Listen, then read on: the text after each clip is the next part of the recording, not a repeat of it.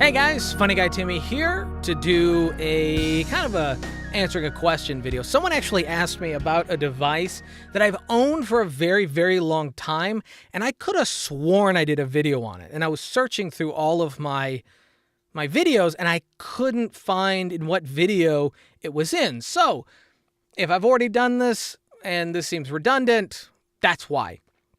So, the device that we're talking about is the Simply Sound Company microphone amplifier, I think it is. Model SS-1. And basically it's just this little box that has a XLR on both sides, one for plugging in and one for going out. And basically what this is for is mostly for dynamic microphones, like the microphone that I have right now, which is the ISK ICDM. Yeah, ISK ICDM. And what this does is it kind of addresses some of the issues that a dynamic microphone has. And a dynamic microphone isn't very sensitive and normally needs a lot of gain. So you have to crank it up on the mixer or the preamp or the interface, and you have to turn up the volume and the gain a lot to really get any audio out of it, because these things aren't very sensitive. And what ends up happening is either through the microphone or through the interface, you get a lot more noise, which I'll let you listen to right now.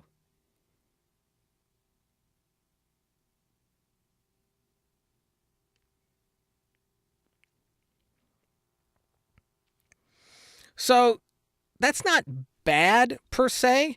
There are tons of other microphones that are way noisier, but this would not be usable for any kind of voiceover. I mean, this isn't really a voiceover mic. I have used it on occasion when there was tons of noise outside and someone wanted me to just do a quick audition, and it wasn't really the finished product. They just wanted to know how I delivered the character. I've used this microphone, and I think there's actually people walking around outside right now. But this is totally able to handle it. So the idea is this box, what it does is it's normally for dynamic microphones. It takes the phantom power, the 48 volts phantom power from your interface or your preamp, and it basically adds extra juice and extra gain to the dynamic microphone.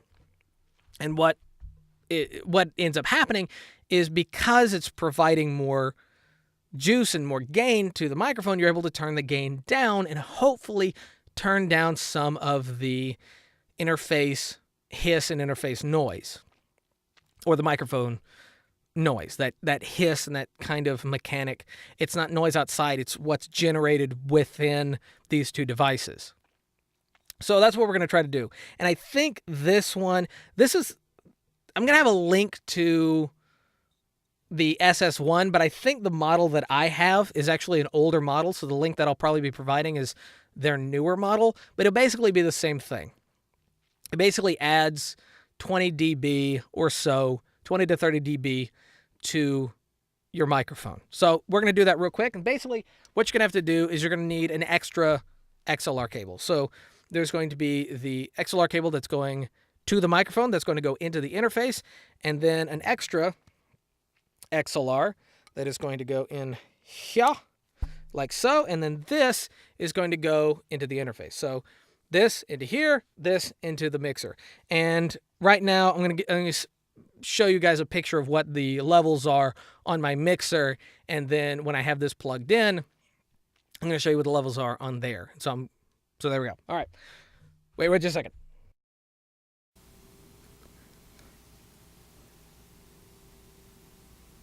Okay, that is how much louder it is by plugging up the sound device, the SS-1, before I've even changed the levels at all.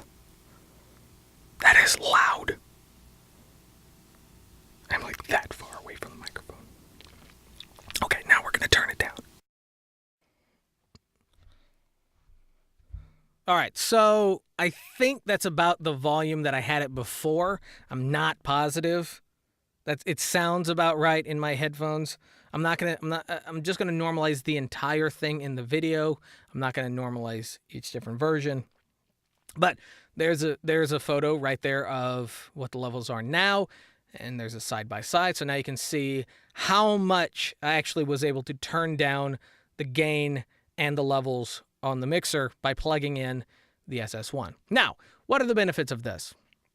Well, let's listen, see if there's less noise, and I'll do a side by side.